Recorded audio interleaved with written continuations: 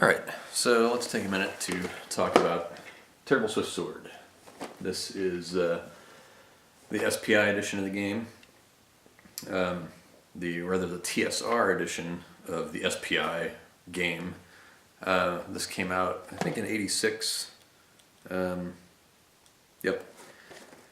It's usually considered the second edition of the game because I think this is the first. I think there was a sort of complicated to follow the Terrible Swift Sword iterations because it was, I want to say the original big soapbox from SPI was in '76 maybe, but I think there was a second SPI release of the game that added morale rules for the units, because my understanding is that the original Terrible Swift Sword didn't have any morale rules for the units, which seems crazy to me. I don't know how you would fight a major battle like this without having morale for your different regiments.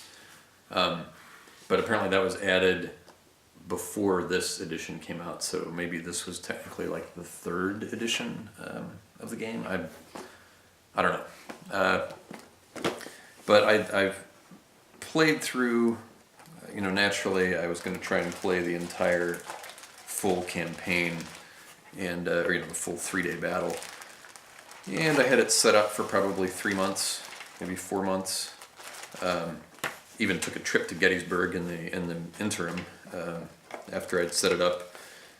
That was the main reason I wanted to play, is because I traveled to Gettysburg for vacation back in August, and that was actually, I think, the 4th time I've been to Gettysburg, but one of my favorite places in the world to go to.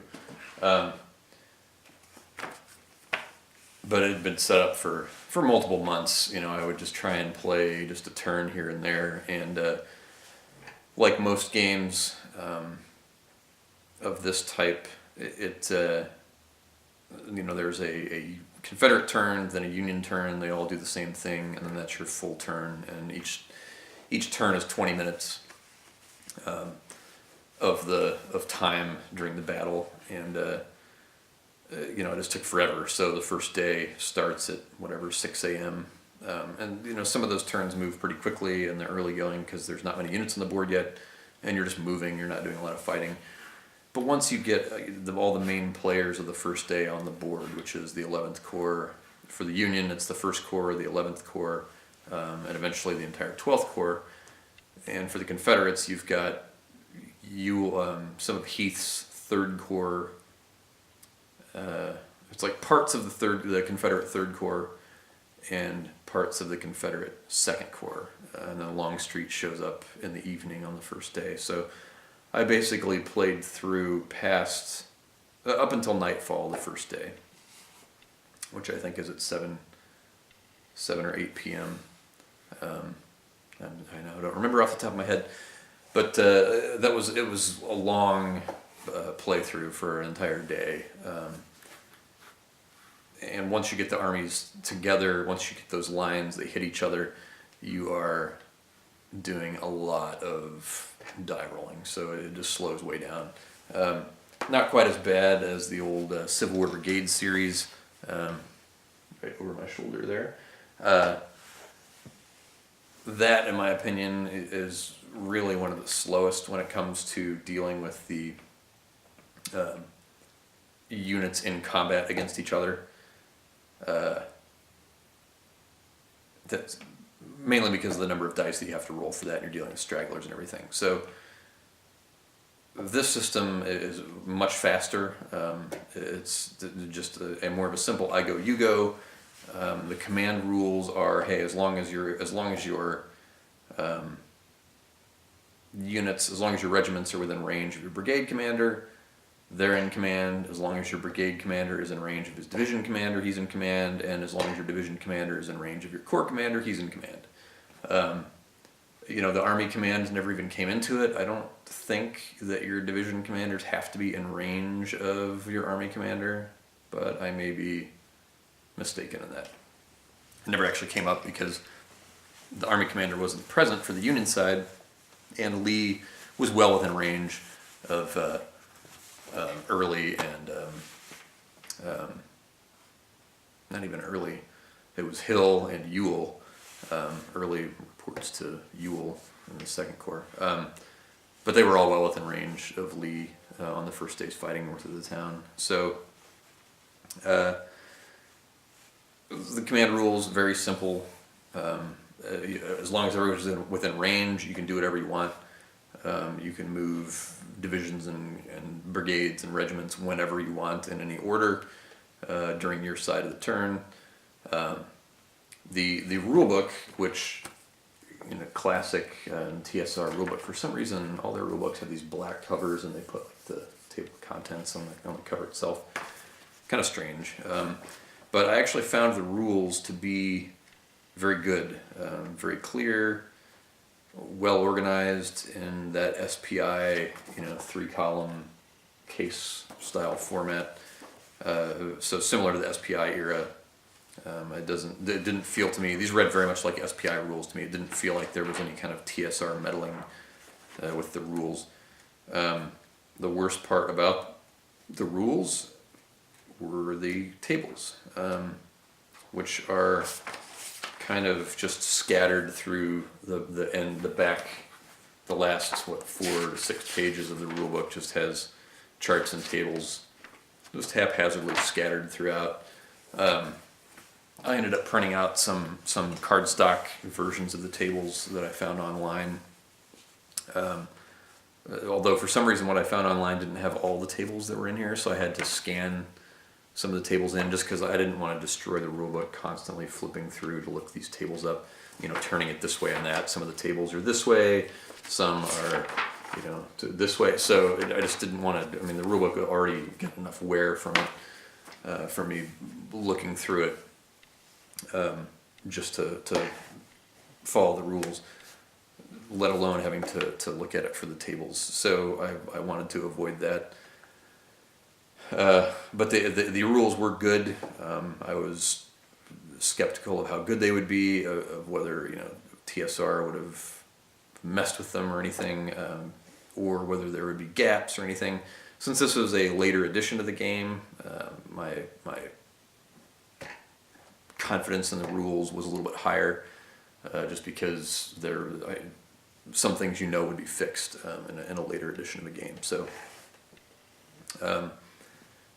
compared to something like Line of Battle or Civil War Brigade series with the orders system, or the later iteration of this, which is back here, 3 Days of Gettysburg. This is kind of like what would be considered the 3rd edition of Terrible Swift Sword. This is part of the Great Battles of the American Civil War series from GMT, all which was started by Terrible Swift Sword. So that system has a different command system than Terrible Swift Sword does, that involves chit pull to attempt to each division, I think, or brigade gets a certain number of chits that you can draw. The more competent the commander, the more chits you get, the more opportunities you have to have your units do what you want them to do.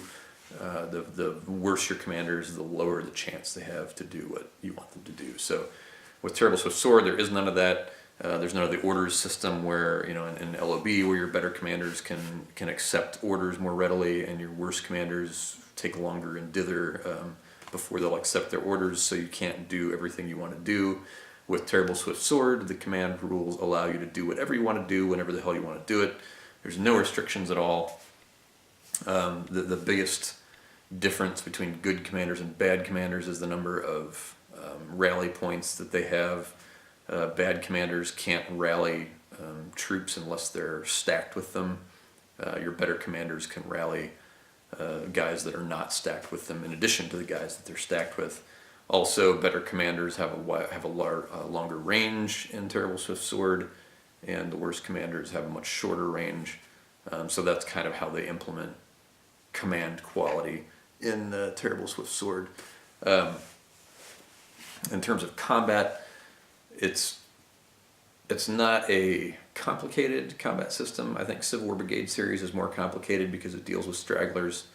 The one difference that this system has, and I think a lot of older systems had this, compared to something like Line of Battle, which used to have it in the old regimental sub-series version of the rules, and then Dean Essig removed it and streamlined it, and that's firepower multiples depending on the type of weapons that they're using. So all of your different types of cannon that you have in the game, your Napoleons, your Whitworths, your and what else was there? Field artillery. And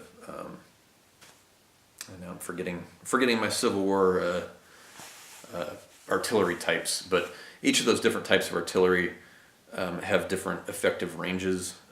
They have different multiples at close ranges. I want to say, at like adjacent at range 1 in Napoleons, we're multiplying your firepower by a factor of 8, maybe even more than that. I guess I can look. It's right in here. There we go. Yeah, so you had your Napoleons, your 3-inch rifles, Parrots is what I was trying to think of, and howitzers. But yeah, so Napoleon at an adjacent range, you're multiplying your fire strength, maybe a 4 or 5 or something like that as your battery strength. You're multiplying that by 8 at range 1. So for muskets, for small arms fire, you're looking at a rifled musket multiplies by 2 if they're adjacent, just by 1 at range 2 or 3, and it's halved at range 3 or 4, or 4 or 5 rather.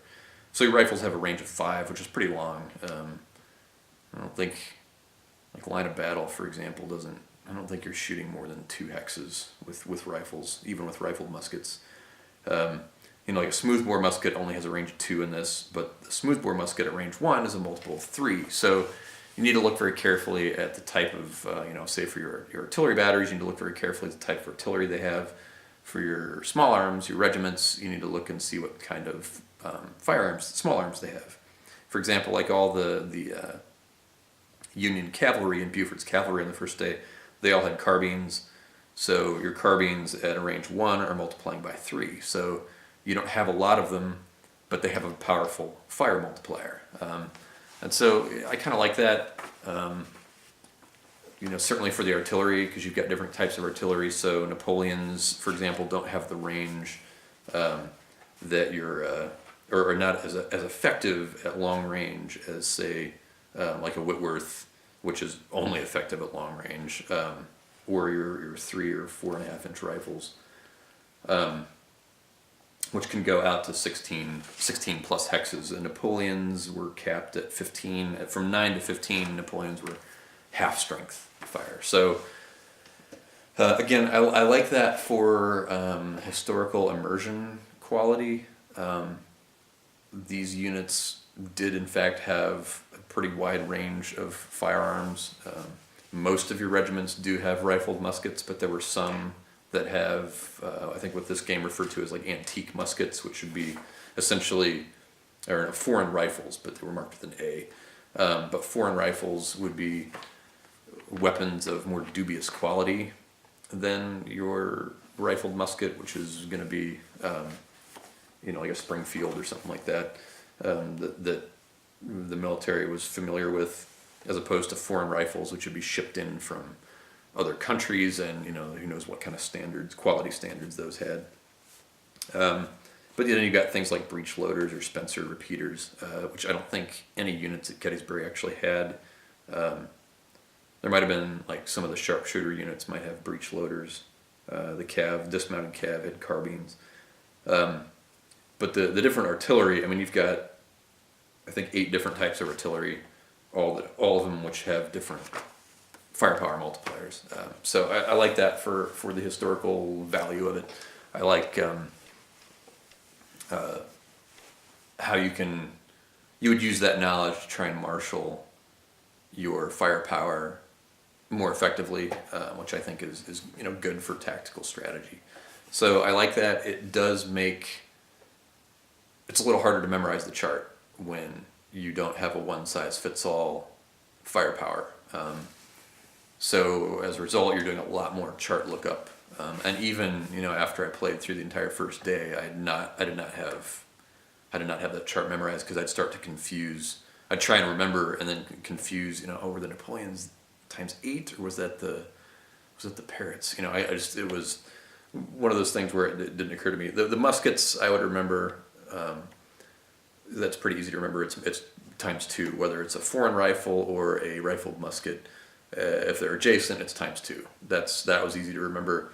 What was more difficult to remember was when it halved. I, for some reason, could not, for the life of me, memorize when the musket firepower halved. What range it was halved. So I would always get it wrong by one hex. So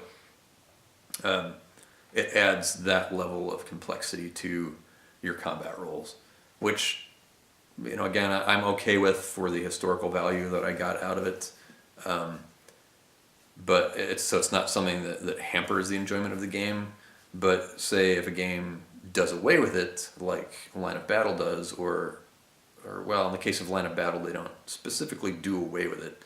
It's integrated into column shifts that you would make if you're using breech loaders or something like that. So Line of Battle essentially kind of took the granularity out of those firepower multipliers and made them more of a general combat modifier, which is fine. So my overall take on the firepower multiples for different types of firearms, even acknowledging different types of firearms, is that I like it when it's there, but I don't necessarily miss it when it's gone.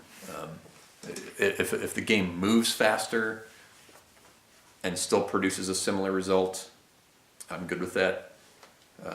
But I don't begrudge its presence in a game like this. It's not something that I would say is an archaic or antiquated thing, but it does. It's not something I would miss when it's gone. So, in terms of things like movement and formations and facing, all that is very, very standard in this to me. Very simple. If you've played a tactical level hex encounter war game, especially in the Civil War era, anything in the rifled, age of rifles, that is going to be all very familiar to you. Roads are going to half your movement if you're in column. They'll even reduce your movement to 1/3 or increase your movement to 1/3 per hex if you're limbered artillery. One thing that this game does have is what they call, some people kind of jokingly referred to as your panzer artillery, where your cannon can just run right up to an enemy unit, unlimber, and fire into their face. And make no mistake, with those powerful multipliers at adjacent range, artillery is absolutely devastating in this game. So my first charge at the Union position on Seminary Ridge, I charged with Perrin's South Carolinian Brigade, which is one of the best brigades in Heath's division. Maybe it was in Pender's division. It might be in Pender's division. Either way, one of the best brigades on that entire Seminary Ridge attack, and they were just completely wrecked because they charged a Union position that had 2 batteries and got adjacent to it. Defensive fire just completely shattered their regiments. So it can be just completely devastating, and that's fine on defense. You can take that into account. I was destroyed by it because I didn't really realize it would be that powerful, since that was the first charge that I did. So it can be. You can plan for it on defensive fire. The weird thing is that you can run your artillery around. There are restrictions. You can't, if artillery has moved, it can't unlimber and fire in the same turn that it moved. So that's good. You can't just run it right up to a line, unlimber it, and unload. You're going to take potentially some fire in there. The trick there is always have your artillery stacked with infantry, and then your infantry will absorb any hits that the stack takes. This is something that Dean Essig hated about most Civil War designs, and he did away with for his Line of Battle. which was that artillery was never mixed in. Historically, artillery was never mixed in with your infantry. You didn't have infantry ringing an artillery battery in order to absorb any losses that artillery might take. Your artillery was positioned very specifically as artillery, and there was no infantry guarding artillery. So that's been done away with in later designs. People can end up doing some gamey things with artillery in those cases, and it's not something that really detracted from the design for me. I didn't feel like I was using overpowered artillery, mostly because the Union didn't have a lot of artillery on the first day. The corps artillery was not up, so they were limited to their divisional artillery, their corps artillery, or rather I should say the artillery corps for the Army was not up. Each corps, in this case the 1st and the 11th Corps, which did the bulk of the fighting, had their own artillery, and not even all of it at that. So some of it comes on later in the day. So the Union didn't have a lot of artillery. In the case of the Confederates, they had more artillery than I knew what to do with. I just had whole lines of artillery lined up on these ridges that once you're charging, once you're assaulting the Union position, I can't really do anything with that Confederate artillery. But I think what I could have done within the rules of the game was run that artillery up with my infantry assault. So have my infantry move up and assault the line with my artillery stacked with it. The artillery would have a round there where they couldn't fire. But once I get up to the line, once I get it unlimbered, there's no limits of where you can unlimber your artillery. That's another thing that Line of Battle fixed, where your artillery can't, and I think Great Battles of the American Civil War fixed it too, where you can't unlimber your artillery within a certain number of hexes of enemy units. In this game, I believe you can unlimber them wherever you want. They'll take a lot of fire if they do a formation change within range of an enemy that can shoot at them, either within range or adjacent. I forget, but they will take opportunity fire if they change formation. But could be worth it if you can get your artillery right up in somebody's face and blast the crap out of them. You maybe lose a gun in the process, but you'll break the enemy position wide open. So maybe I should have done that. I didn't. It didn't feel historical to me to do that. But there's nothing preventing that, so it could end up, if somebody wanted to game that, it could be done very easily. So the result for me, though, was since I didn't do that, I had all these batteries of Confederate artillery just sitting around kind of doing nothing. I did some initial softening up of the Union position with the Confederate artillery, but they ran out of ammo pretty quickly. And the Confederates are in a position where on the first day they don't have their corps supply wagons. Up front they have divisional supply wagons, and you can't supply your artillery off of divisional supply wagons. So the Confederates have a bit of a supply problem on the first day in terms of if you overfire all your artillery, you're not going to have any left by the end of the day. So the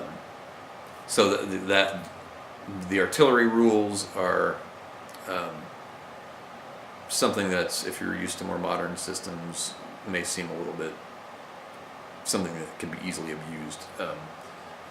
It didn't particularly bother me. Again, I felt like the game played very quickly for me, and more quickly than Civil War Brigade series. And as much as I love Civil War Brigade series, it's hard for me to solo because I just feel like it takes so long to do just half a turn.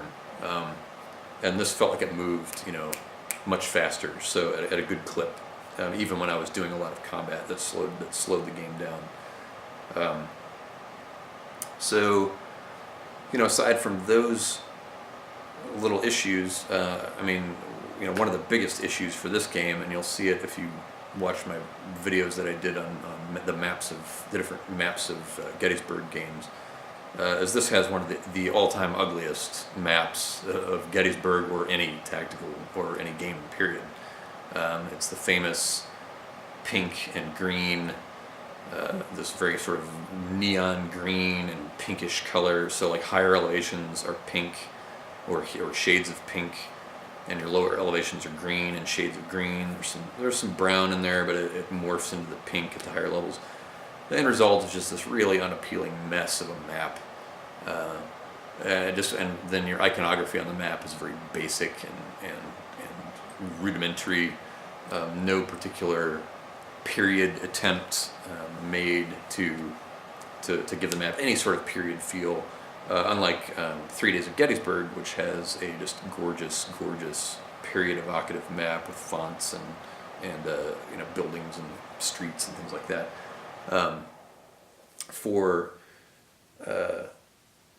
the utility of the map, though, it actually started to grow on me after a while because everything was very clear and concise. And one of the complaints about Line of Battle, for example, is while the maps are fantastic and they're probably the most accurate Gettysburg maps ever,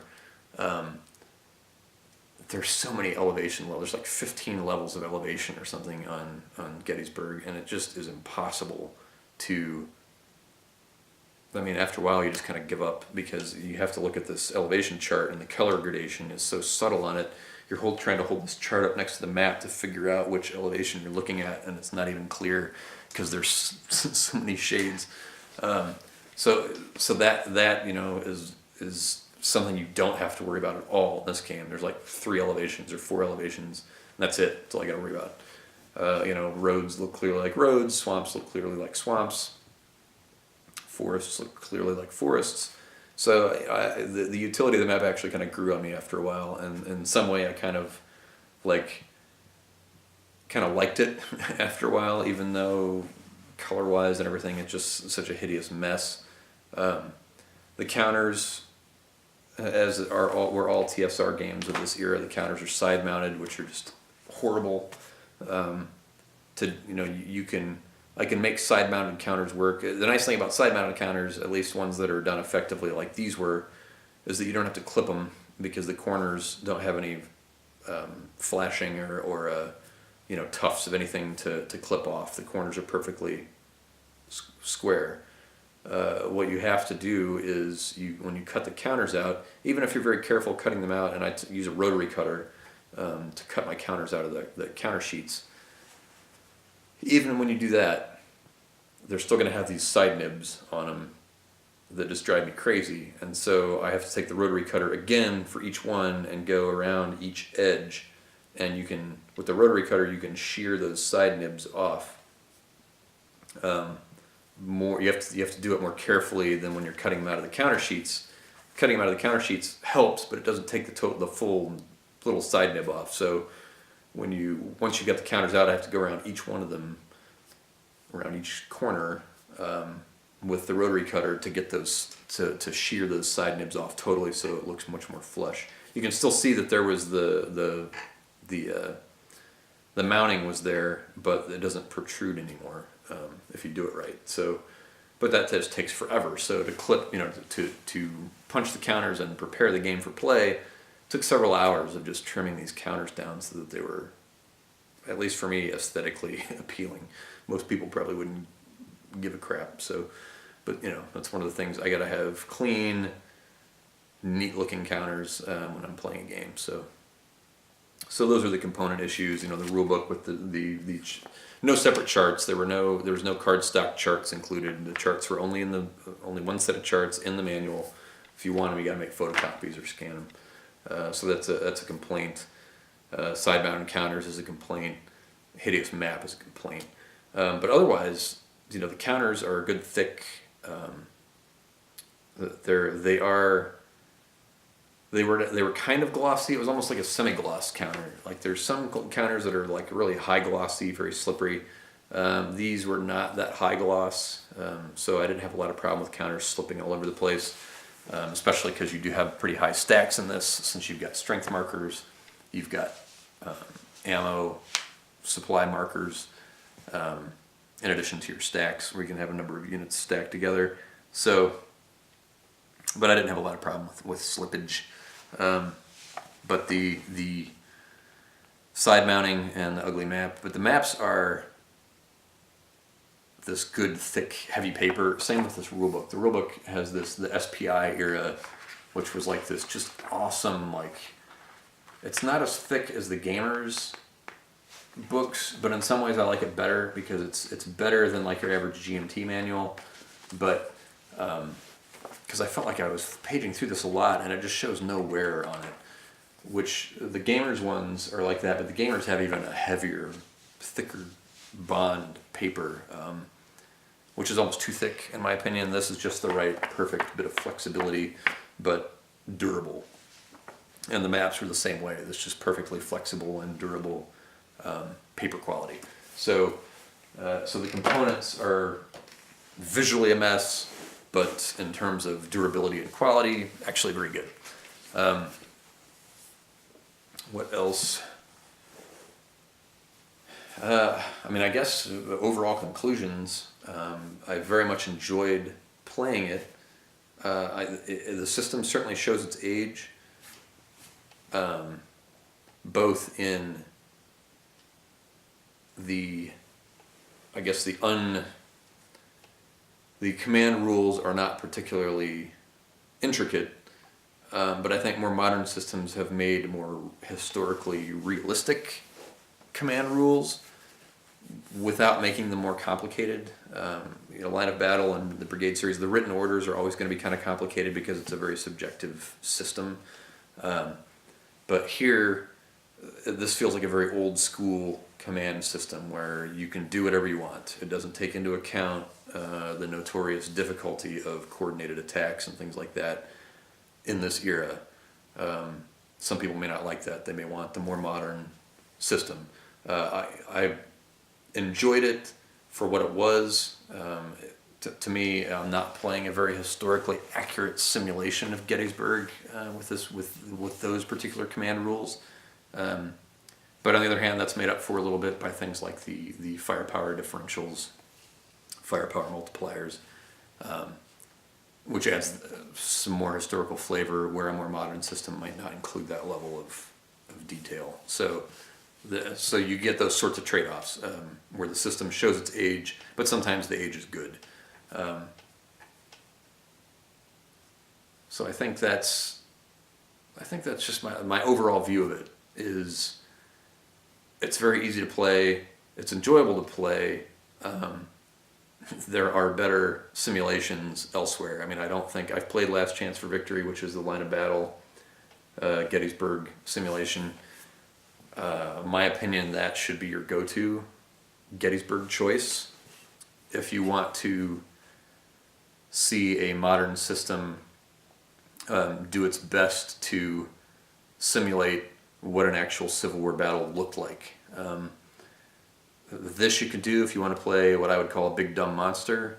It is not a subtle system, it's not a nuanced system, and it's simple. It's a simple system to play. There's no arguing that. And I think if you're at all